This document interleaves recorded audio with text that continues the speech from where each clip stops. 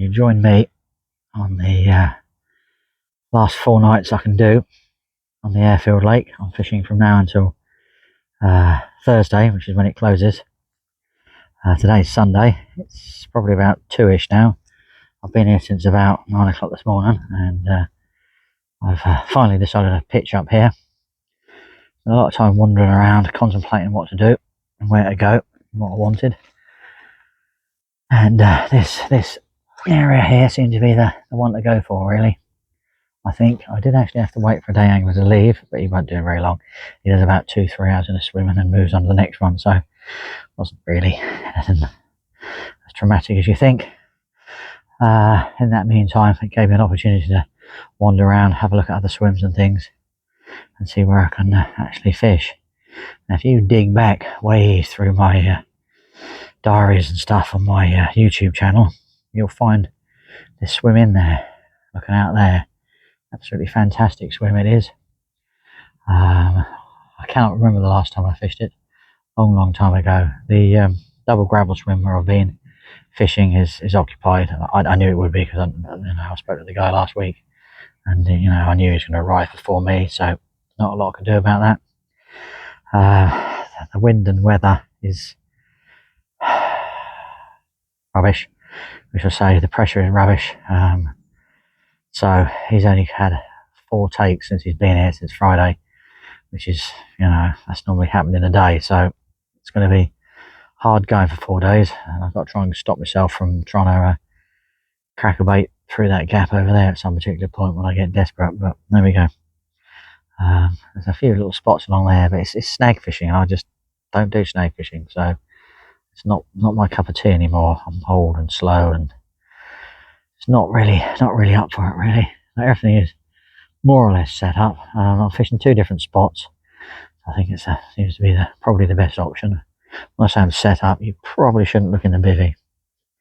A little bit of, still a lot of mess, a lot of stuff strewn everywhere. So there we go. I'm actually going to go and sit down now because I've been setting up for so long and wandering around and not sit down. My back is aching, and yeah, time for a rest, eh? But there we go. That's it. Night number 1 is coming up, and well, I can just only hope I've done everything correctly and exactly as I would do as normally. So fingers crossed, eh? Well, good evening to you all. Now coming up to 4 o'clock new time, at 5 o'clock yesterday's time. So the lake is now pulling itself to bed slowly but surely. Finally got a bit of southwesterly wind. Must admit, I wanted to get the deeper out and drift it over that spot, which I might actually do in a little minute. I'm halfway through cooking my tea, so it's just sort of doing the rice at the moment, so I can't really do it at the moment, but would have been a little bit of a bonus if we had to do it. But well, can't win them all. Look at those views. It's a splendid place. This is absolutely splendid place. Wow, just wow. Wow indeed. Beautiful. But yeah, so we're now going. The first night, we've had nothing so far. We have seen fish in the gap, because we knew we'd see fish in the gap. And do they tempt you to put a bait there? I can't, because I'll just end up losing it. It is tempting to do it during the day. I'll just sit with my rods and relax. Who knows, really? But no, I won't be doing that. Lovely overhanging tree just there as well, which looks pretty interesting to fish to as well. I'm not going to be doing that either, I don't think. But no, it's yeah, looking good, looking great, beautiful, absolutely beautiful. Superb, eh? Right, so fingers crossed for tonight then. Let's just hopefully we can produce a fish on the first night and get that blank over and done with, because I don't want to do a 4-day blank, because I'm a little bit scared of a 4-day blank, because anything is possible at the moment. But you never know. You do never know. I'll say I haven't really heard any fish over here. and the wind's now pushing here, so anything that tops in here or will be out of here. So the only fish I've seen are the ones that I've obviously seen through the gap. I had a couple of knocks on that left-hand rod, which makes me wonder whether the fish are a lot closer than feeding in a lot closer than I'm actually casting out. So that carries on through the night. I shall put a bit more bait out and drop a rat back, see if that can produce me a fish. Despite that wind coming from the southwest, it's got a chill to it, I must admit. I don't know what the forecast is for tonight's temperature, but it's supposed to be 12 degrees, but it probably will be 12 degrees. There's supposed to be a bit of rain coming through, and well, there may be. I think it's going to obviously go back up in temperature. Just have to see, really. But, oh well, fingers crossed one of them rattles off at some point. Would be good, wouldn't it? Right, I'll catch up with you in the night, or I'll be doing my normal morning update. Well, good morning from the busy door on a very sort of grey, overcast morning. It looks absolutely pucker fishing.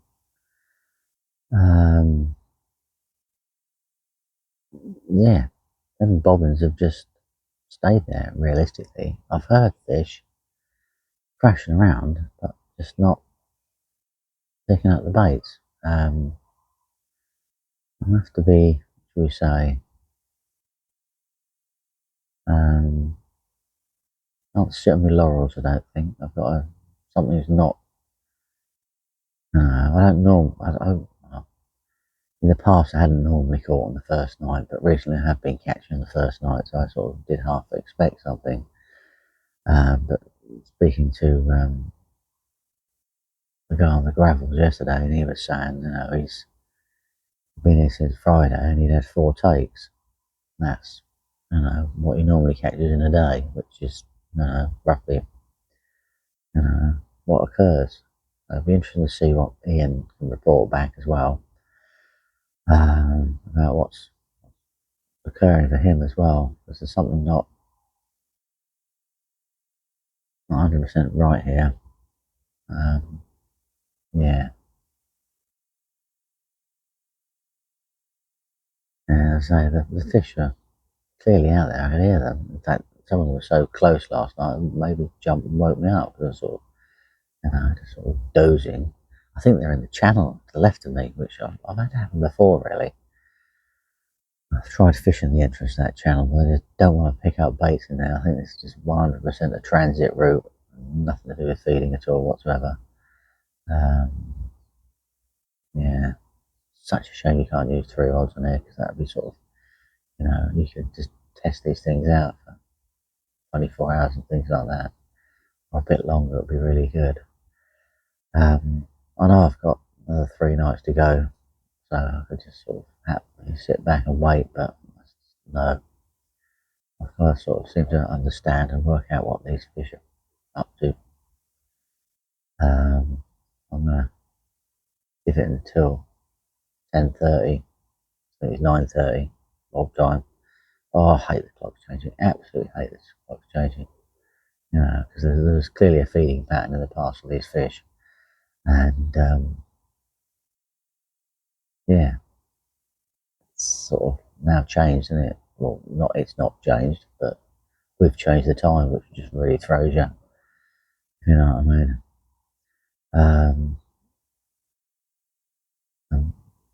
Search out that sort of left-hand rod a little bit more, because I had a few liners last night and yesterday afternoon, so I think the fish are slightly closer, so I might have to sort of drop the number of wraps back a little bit, or sort of back half a wrap or a wrap, and just sort of fiddle around with that area just to see which bit they're feeding from. See, really, I think what's sort of occurring out there. But I don't really know, really. If they are being a bit cagey, they're being a bit cagey, That's all you can do, really. Strange. Right. I need to get a brew on and get some porridge down me as well. Get some breakfast inside me. It'll be lovely.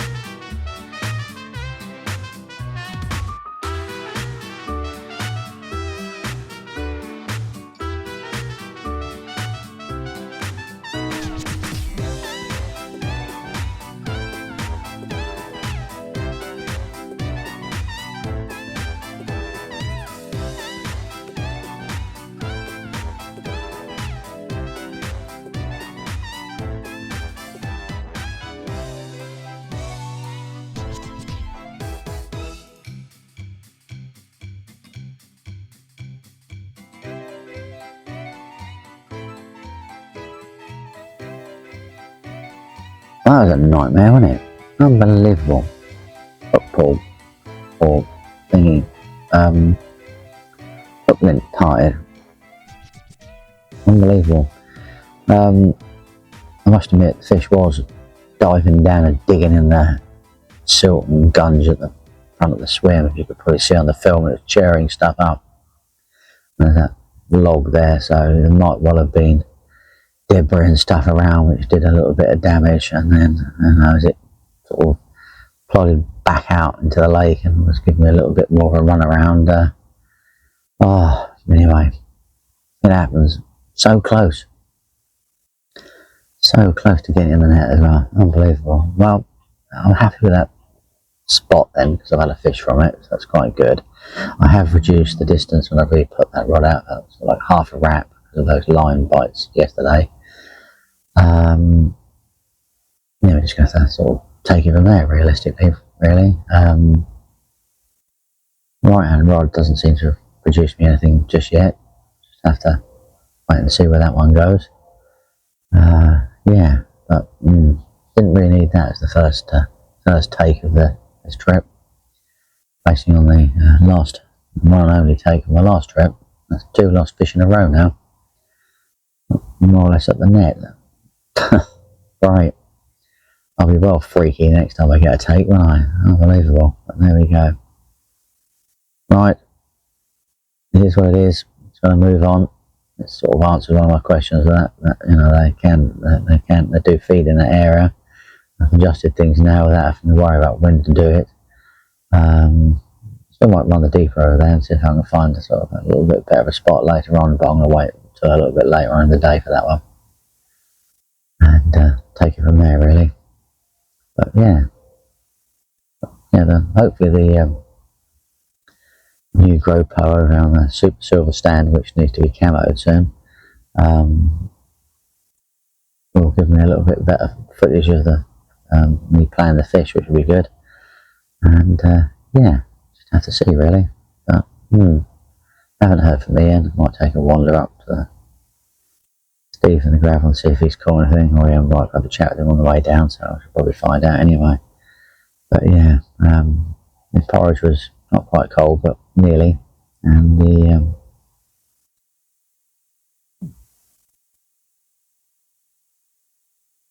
coffee was pretty cold as well. So I've just seen something over my spot, and I don't know if it was the grebe. I think there's 3 grebes in the swim, and I can see 2 of them. It's where the other one turns out to be. There's the other one, so that was a little bit fishy, that was. No, that's good. Okay, a chance. Oh well, right. It's time for a warm brew, I feel now. Let's write my blog. Now I've sort of chilled out a little bit more about the whole situation. Otherwise I get a bit rambly and ranty about these things. But no, it's life, isn't it, really? Rightio.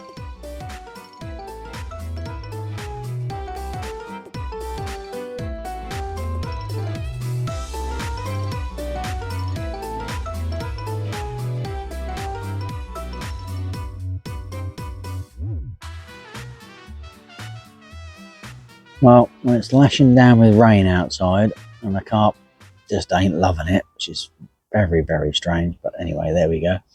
What else is there to do apart from prep work for tonight's tea, which will be absolutely superb, I think. Getting there, slowly sort of cut it up, get it in the pan, be all good, really. There we go. Fingers crossed, eh? We'll have a middle of the afternoon tea, will be quite good, I think, and a bit of daylight. There's nothing else better to do today whatsoever. So there we go. The joys of fishing in the autumn. I don't mind a bit of rain, but rainy whole days, can get a little bit tedious, can't they? I just hope this winter doesn't continue on like they did last winter. Won't be very good at all, but there we go. But hey, there we go, look at it. I haven't seen any fish for ages either. Really disconcerting, but okay. I'll put my thinking cap on, but just, yeah. resigned to the fact that they're going to stay where they are today at the moment, because I don't think there's anything particularly wrong with them, really, with what else I've really seen, to be perfectly honest with you. So that is my thought for the day. They are going to be where they are, and hopefully at some point it may or may not rattle off. I don't, well, I said they don't particularly like the rain on here, but I've got absolutely soaked recently when it's been raining like this. But today they're just not on it. Maybe it's just this horrible high pressure they're getting that they don't really like. Not sure. Something's occurred. Maybe it's the clock's changed, totally throwing them off their feeding time. Radio. Well, the rain has say vanished, because it'll probably just instantly start again. But it's actually given me enough time to top up the left-hand rod with bait. I've actually put force bombs out in that gap just in case, because if nothing happens on that right-hand rod, I'm certainly going to do something about it. What I have also discovered is I keep getting fish crashing literally just down there. Now, that happened to me the other year. I put a bait down there and absolutely nothing. So I think what I'm going to do tomorrow morning, if I get up and once 9:30 appeared and there's no signs of any fish on the other and any of the other rods, the right hand rod's going to become the left hand rod, and I'm going to stick one down there during the daylight hours on a bag with a load of liquid in it, and see where we can go from there, really. Wow, something passing through there, and something passes through there at night as well. So maybe I've baited up the wrong gap. Maybe that was the gap over there I should have been putting some bait on, but where I put my rods I don't know, because the problem with that gap, it's still got a lot of debris in from when it was widened a couple of years back. Some of it's been taken out, but not all of it. But there we go. No, I've even put some foliage just down there as well, just in case I hear any signs or anything down there whatsoever. I've got to work on this. Even if I catch a £10 the way things are going at the moment, it ain't going to be a blank. I had this problem here before a couple of years back. Absolutely struggled to catch a fish on the last week. The conditions are ace. But yeah, Ian, well, that island over there, sort of in the middle of the screen at the moment, Ian said the seagulls were circling around it and swooping down on stuff. So we both have the same thought on that one. I think there was a hatch going on, which could have what was totally and utterly done us. But there we go. The food is on the go in here, the darkest depths of the bivvy. But we have the rice is on the boil. The whatever I've put in there, all sorts of stuff, is also on the go and nearly ready. So I'm looking forward to that. That is definitely not a bottle of red wine on the glass of red wine there at all. But you've got to have a glass or two every so often. It does you good.